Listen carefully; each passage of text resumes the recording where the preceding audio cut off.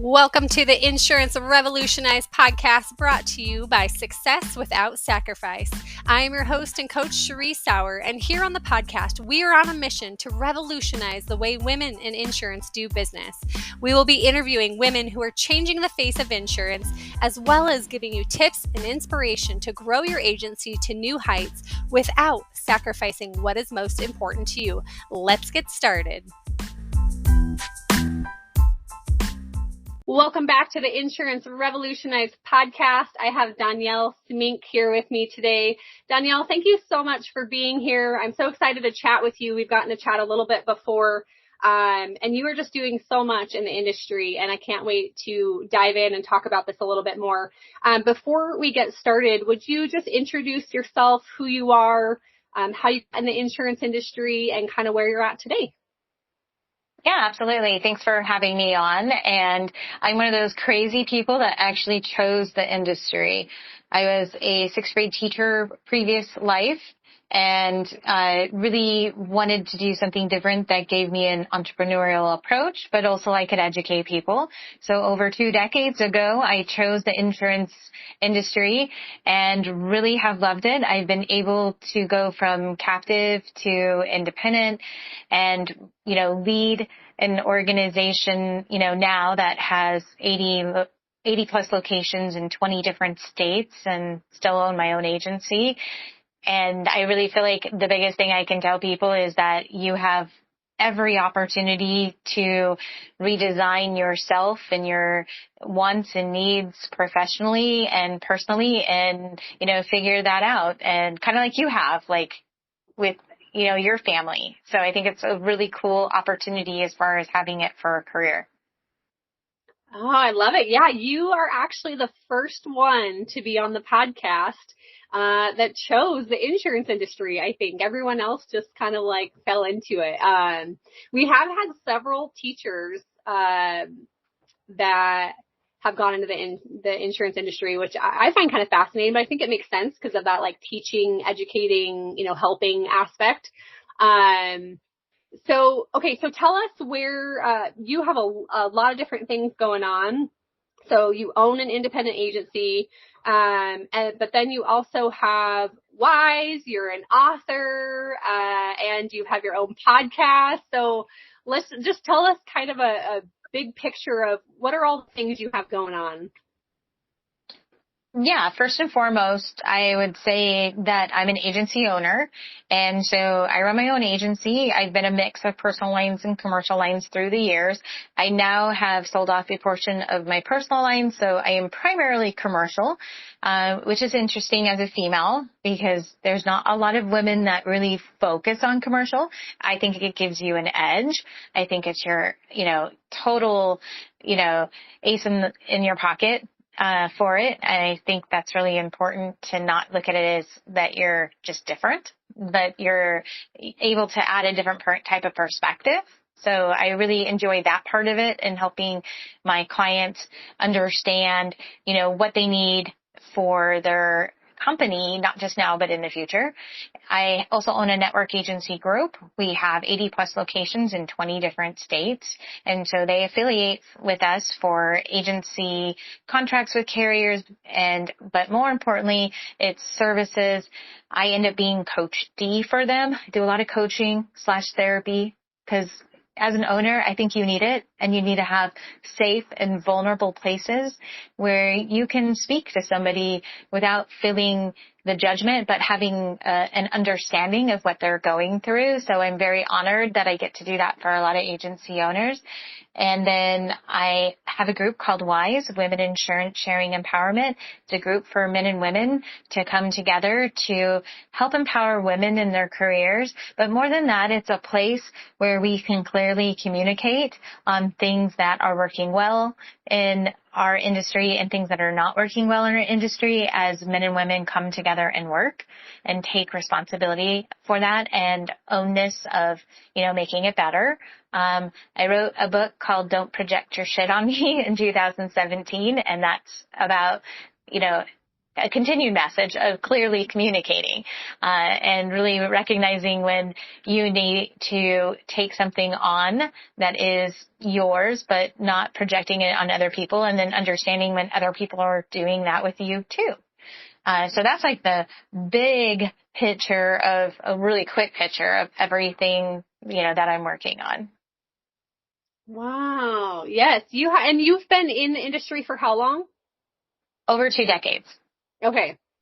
So 20 years, in the industry. And you've obviously seen a lot, and you've seen changes, and you saw this gap where there's this missing link between men and women. That's what I'm hearing, and that's what WISE was kind of created for and founded on. Yeah, absolutely. I think it is that there's things that as women that we need to work on better. We don't always lift each other up, and I feel like that's important. Sometimes we feel like if there's a woman at the table, should be one of us. Mm-hmm. And we often compete against each other in ways that push each other down. And I think sometimes that there are assumptions that men make about women in the industry, and so I think those need to be communicated accurately between each other. And I recently just had someone that I was talking with that said, you know what, I just told this female, that's one of my team members, that she couldn't do something because I made an assumption because she was a female, because she was a smaller person in size. But she's been able to conquer everything else and wants to do this, and I'm not even giving her a chance. And so like that aha moment wouldn't have happened if we weren't having an open conversation. So I think that.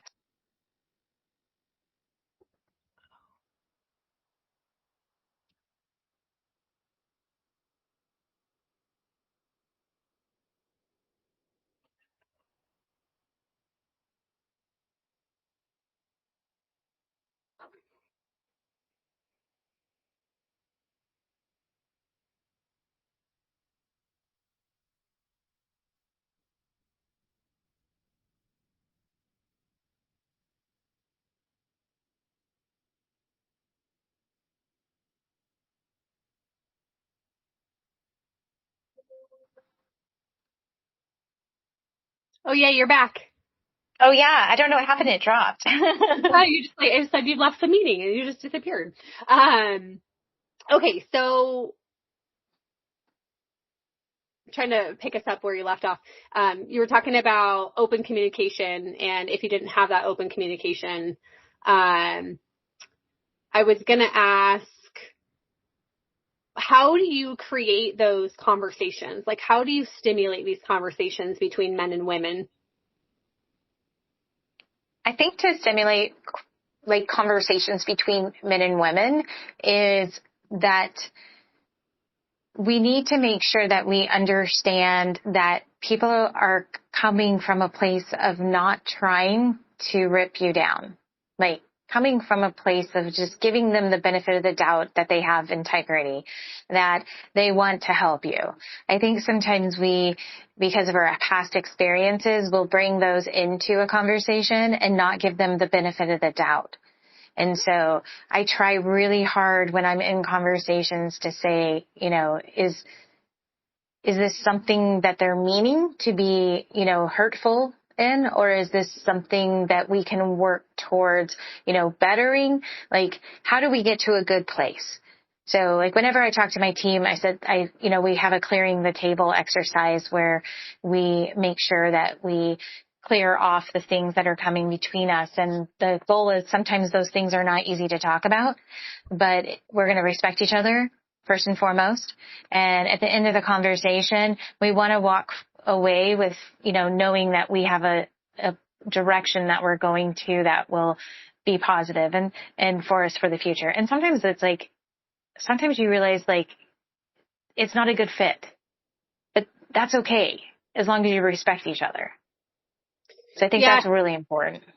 And do you, so do you have both men and women on your team then? We do. Yep. We have a mix. I'm curious, what do you see as is the reason for the miscommunication? I think it comes back to it's assumptions. Okay. Yeah. Sometimes it's assumptions of intention. Sometimes it's assumptions of, there isn't like a script that is given to you in every conversation of how to appropriately say something, right? I'm a pretty blunt person sometimes. My husband's a very, very blunt person. He has a very East Coast mentality. And so it may not come out the way that you mean it. And sometimes it's interpreted in a way that you don't mean it to. So I think if you search for it and saying like, was it clearly communicated with you? Like asking that question, like, is there something that you want more information on, and it's okay sometimes to say like what you said insulted me. I don't think that's your intention, but that what you said insulted me. So I'd like to make sure that that's not what you meant. Yeah. And it's interesting you're talking about this because my husband and I, early on, I think in our first year of marriage, we were gifted a ticket to a conference called the Love and Respect Conference. And that was really eye-opening because it was basically talking about how men and women not only communicate differently, but they perceive things differently. And so he would talk about, men have blue hearing aids and blue glasses, and women have pink hearing aids and pink glasses. And, even down to like, hey, honey, like, what do you think about the shirt I'm wearing? And if they go, oh, it's fine, she hears I'm fat and I look ugly, right? And just that, learning how to communicate with one another. And I think even coming down to personalities, like I'm a big fan of the Enneagram, and just understanding why people do the things they do and how they perceive information or how they communicate information. I just find it really fascinating, how we work. And once we understand it and we have the awareness, I think it lowers those assumptions, right? Because, and like you were talking about the person that was, she was smaller, and so they just assumed she couldn't do something. And for high performing women, like you tell a high performing woman she can't do something, like she's going to show you otherwise. Yeah. So then it comes on that like combative, right? Like, well, I will show you, instead of cooperative. So I love that you are opening the conversation about this. And I know you talked about, before we started recording, you were talking about you guys just did a conference, and the whole theme was communication. I'm curious, like, what were kind of some of the aha moments for people after that conference? Yeah, our WISE workshop, we were looking to talk about the things we don't talk about. And I think one of the big ahas that we spoke about was imposter syndrome. And some people, like, they felt that way, but they didn't ever really hear that before. So to put a name on it, right? To recognize that you're not alone. So just in that, hiding behind that feeling and then communicating with hiding that feeling within yourself, like you project all kinds of stuff out there in the world that you don't mean to, right?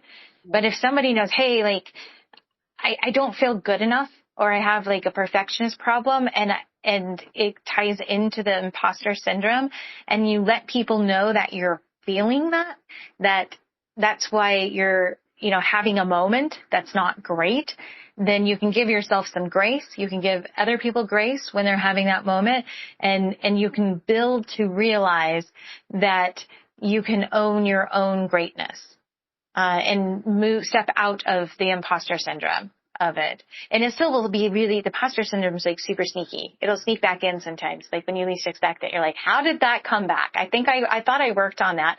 But then I always tell people, like, it's like, you can't say that you worked out for like 6 months and then like you stop working out, and that your muscles are going to remember how to work out once you are, faced with getting back on the treadmill. Like, you got to keep conditioning that muscle of building in that belief and faith in yourself, so that the imposter syndrome doesn't show up quite as much, that you're not projecting things that you don't mean to just because you don't feel good enough. Yeah. Ooh, I love that. And this is something that I've seen within teams. So my background is sports medicine, that I've seen not only within the sports world, but also in working with teams, and teams as in insurance agent teams, right? So I think when especially if we see somebody that's better than us, it's an automatic, oh, well, she's better than that, or he's better at that than I am, so I just shouldn't do it.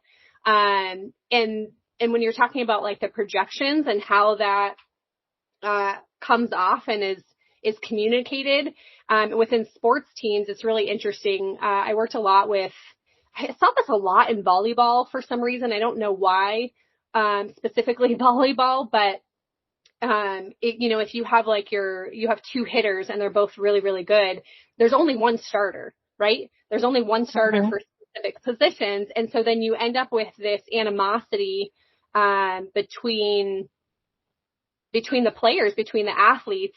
And instead of supporting one another, they become very competitive against one another and very, what's the word? I don't know if divisive is the word, but, and it comes down to like insecurities, right? So our insecurities are going to play into how we communicate with other people within our team or, within an organization. I'm curious, do you see more conflict between men and women, or more conflict between females and females? And I don't know if conflict is the right word, but maybe it's a communication issue. I would say the communication issues are different. I think we give less grace to other women. I think we're harder on each other than we should be. I think that's part of it. I think when a woman has a moment that's not awesome, we're like, oh yeah, she's one of those women, right? Like now you've been categorized for the rest of your life because you had, 5 minutes where you just you weren't your best self, right? So I think men will slough it off or like, oh, they're just behaving badly, right? It will look at the behavior more with men than the actual person as we do with women. And so I think that translates over to the communication of it too, that we will make judgments and assumptions on women that are, I think, more unfair sometimes. And then with men, I feel like we just it's like I said, it's just, that was just a behavior that they had at that time. So I think that there is that difference there. I also think that we have some things that are awesome that we can communicate with women differently. So sometimes we can be more understanding of some of those moments in some essence, and if we don't first attack it and judge them and put them into this category of that type of woman, we can communicate and go, I've felt that before. And, the feel, felt, found method where it's like, I feel you, I understand you, I've felt that way before, and this is what I found that can help me. And we can understand it and take their advice better. Whereas if a man says that he, has experienced something like that, that is just definitely like something that a female has experienced, he hasn't actually experienced it, we feel like he's trying to fix something that's wrong with us, and that he has no insight to how it really is happening. And so we may not listen to the advice. He may have intentions of that are good, but we won't listen to the advice. Yeah, that, it's almost like a wall that goes up, right? And it's just automatic, like, nope, not taking that in. It's interesting because in sports, I saw the dynamic was like a little bit different, and more if you had a male coach with female athletes versus a female coach with female athletes. And this wasn't always the case, but we had actually done a research study in when I was in my master's degree, asking female athletes if they would rather have a male coach or a female coach. And a majority of them said a male coach. And we were like, 'cause there's not a lot of female coaches in the professional or the university level. And there's more now. But there were just always some interesting dynamics between female coaches and female athletes. And there would be this, like almost this lack of trust, or if she critiqued, they took it very personally. Whereas if a male critiqued them, they took it as a correction. And it was almost like that when a father, like a fatherly love, like when a father corrects you, it's because they're helping you grow, versus when a female would correct them or critique them, it was like an automatic wall that would go up, and they just couldn't receive the constructive criticism. It was almost like they felt like they were being attacked. And that wasn't always the case. And sometimes, we would see this between men and female athletes, but the consensus was that female athletes wanted male coaches. And I just thought that was such an interesting, I was like, what?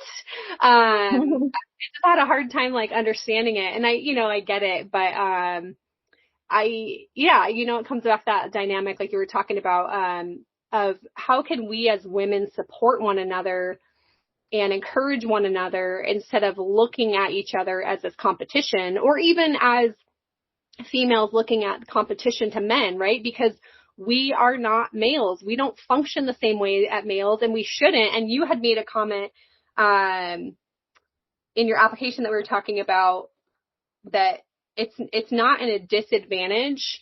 I can't remember what do you remember what you said? You said it wasn't a disadvantage. Being underestimated is not a disadvantage. Yes. Okay. Will you talk about that a little bit? And I know you mentioned it a little bit, but just dive into that a little bit more.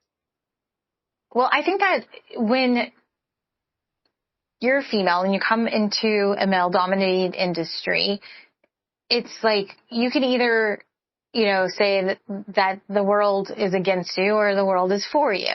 And there will be times where you may be underestimated in certain, situations, but you can take that and use it as your superpower.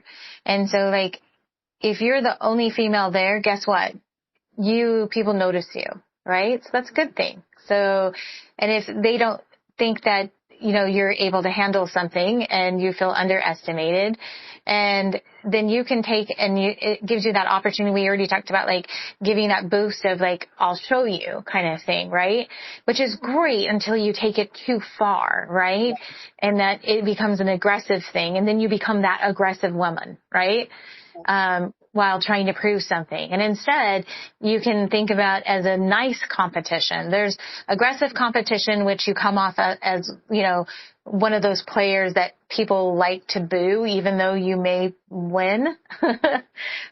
Or you can come across as one of those players that, wants to prove something, but is, thankful for the journey and appreciative of other people that are a part of that journey too. So I think being underestimated in a situation that you are in, if it's the perspective that you give yourself, and then it validates what people think of you later, even if they did not think of that, and that you could do that before, that you actually proved that you could.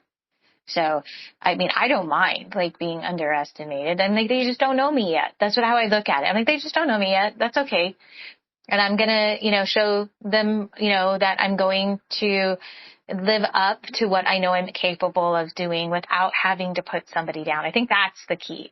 That sometimes people that feel that feeling of being underestimated, they then project aggression onto other people because, well, you didn't believe I could do it. I told you I could do it. Like, no, you give, like, hey, I'm super excited that, I was able to do this, and here are the people that helped me. Like, come off not like a jerk, right? And then people will be more receptive to not underestimating you, because if you come up like a jerk, they're like, well, that was nice that they did it this time, right? I doubt they can do it again. So then you get underestimated again, but you get underestimated with another additional judgment on you. So if you do it in a positive way, they're like, hey, that may be somebody we can depend on, down the road to pull through for us. And they were great about how they behaved during it. Yeah, I love that. And I think you're absolutely right is when you feel underestimated, you feel like you have to like push and do more and come off and be very assertive. And some people are just assertive naturally, and that's just how they are. But changing who you are, I feel like that's the disconnect, right? And even even like with imposter syndrome, you hear a lot of like mindset, type stuff of like, you just have to, you start doing these like affirmations and things like that to pull you out of it. But, if your body doesn't feel that, right? If it's just your mind and you're just repeating these affirmations over and over, and you feel like you're hitting a wall, like you're never going to get anywhere. It has to be a mental, emotional, physical change and feeling. Dawnyel, I'm curious, do you have just maybe like one or two tips that you would have for a female who is maybe feeling underestimated? And you talked about it a little bit, but like, do you have any specific tips around that topic or just for being a female leader in the industry? I would say on the underestimated portion, I would say put in your brain, visualization is really important. Words are important too, and then believing those words. But visualizing something is super key, I think, for me. And that is if there's something where I feel like I'm underestimated, I think about what it would look like if I actually completed what they thought I couldn't complete, right? How would that make me feel? But then how could I make them feel awesome about it too? Right? And excited to work with me later. And so I try and visualize that. So then I have something to work towards, not just the objective of getting, accomplished what was thought of that I couldn't get accomplished, but what does that end result and picture look like? I feel like seeing that is really important, for not just females, but males too. I also think that, as a female, I think it's really important to, really have what we call benefactors and have men that know you and can help you through your career. And then I think sometimes another thing is that as a female, we need to make sure we're seeing other females and seeing them when they are having struggles and not get wrapped up into their struggles and the woe is me. And that's not how we support each other. Like, let them have a moment to explain, how they're feeling. Say like other people have felt that way before. So like half the time I feel like women just want to be told that we're not crazy. So acknowledge like you're not crazy, but how do you get to a better place from here? And then again, it goes back to the visualization of what does that better place look like for you? And instead of saying, well, that sucks and you should do this now and that person's dead to you and going down that road. No, it's like acknowledge them, give them some grace and give them an opportunity to see and visualize what is better out there, after this, moment that they're having. Yeah, I love that. And your brain only knows what you show it, right? And so that's where visualization becomes really powerful, because you can see something different. And I always like to give this visualization of, we had athletes who would tear their ACLs, and it's like a 6 to 9 month recovery, and they would be physically strong enough. They would be physically ready to go back out on the field, but their brains were stuck in fear, right? Like, what if I'm not fast enough? What if I re-injure it? What if? And so doing visualization and helping them to see themselves actually on the field and cutting and sprinting and running and doing it successfully lowers that fear and that doubt and that imposter syndrome, and it allows them to step on the field confidently, because if they don't step on the field confidently, they will re-injure either that same knee or the other knee. And so visualization is super powerful. So I love that you brought that up. I want to shift to, I know we only have a few minutes left here. You created a podcast. You have a podcast and you have a new Facebook group. Tell us a little bit about what that is and kind of what your mission is behind that. Yeah, the Declaration of Independence is about bringing the industry together and really letting people know what we do. I am still shocked that we still today get people that say, I never knew that there were independent agents out there where I get choice. And I'm like, we don't have commercials like State Farm or Allstate or Farmers for us. Our carriers might have commercials, but that's confusing to the clients because they don't realize sometimes what exactly we do. So we created an actual declaration that people can order online for free from our website, and we will send it to you and your team, and you can sign it, and it describes your Declaration of Independence as a team and what you do for your clients. So it's a conversation point to get out there, with clients, but really trying to get the message out of, what's important to our channel, for how we can serve our clients and what it is that we actually do. So I'd really like to bring together the carriers someday and have them really advertise this. We have the Big I, we have some associations, and they've helped a little bit, but I'm still, like I said, I'm still shocked that people don't even know that we exist sometimes.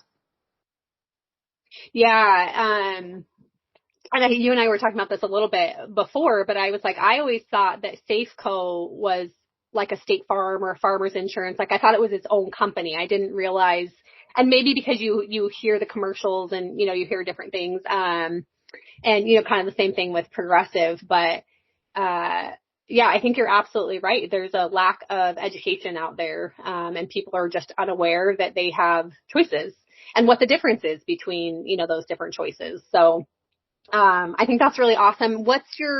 What are you doing on the podcast? Like, who are you interviewing? What's kind of your goal with that? Yeah, my first podcast, I interviewed actually Tyler Asher from Safeco. He's the president of Safeco. And I talked to them because they actually declared their independence. They were just voted again as the top carrier for independent agencies in regards to promoting them. And it was interesting to hear how, they went from, being a carrier for the independent channel, but really trying to define and be the carrier supporting the independent channel. Like that was their goal. And so I wanted to get his perspective on that. I have done podcasts with Teresa Kitchens, and we did a 2-parter on hers and mine. And we talked about, being a female and in the industry. And then I just did a podcast with my mastermind group on the importance of finding basically they're my tribe. They're my people. And they help me professionally and personally. And it's really important to have people that you can go to and be your authentic self.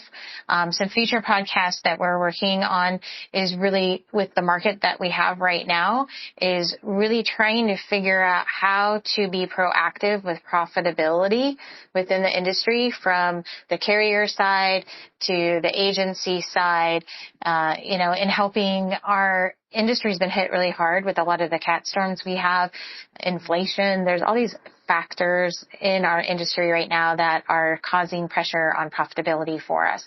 And so I really want to, put out there some things we can do to be more proactive, and instead of like where we're at right now, we're doing a lot of reactive items with the profitability pressure that we have. Yeah, and that's one of the biggest things that I see that creates stress for business owners just in general is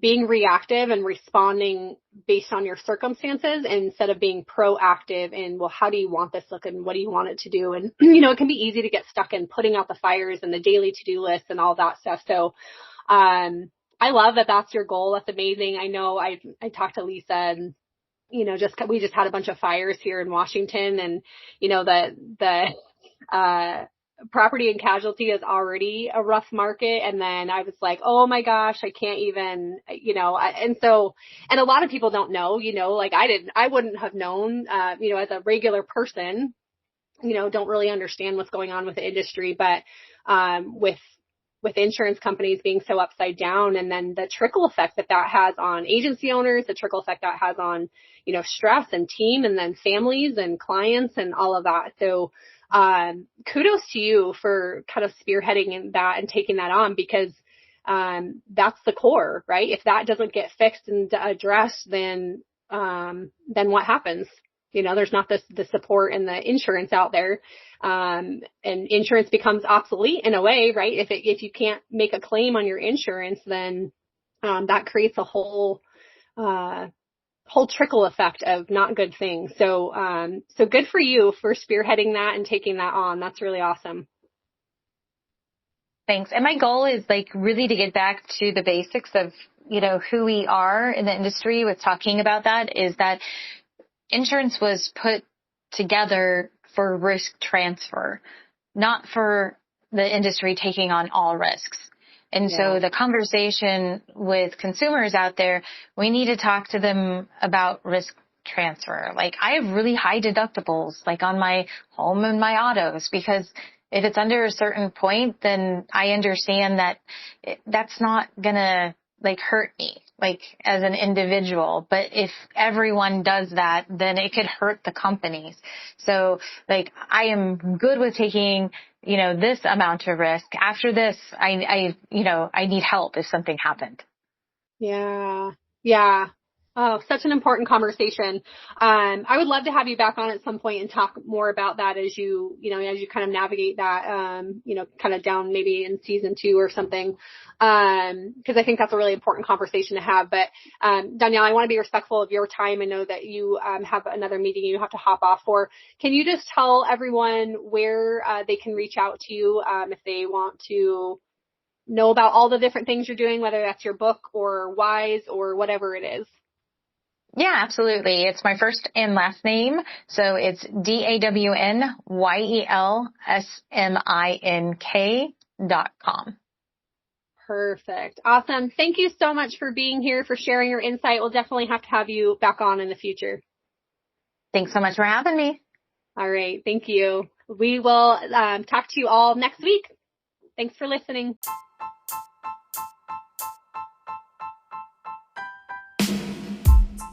Thank you so much for listening to the Insurance Revolutionized podcast today.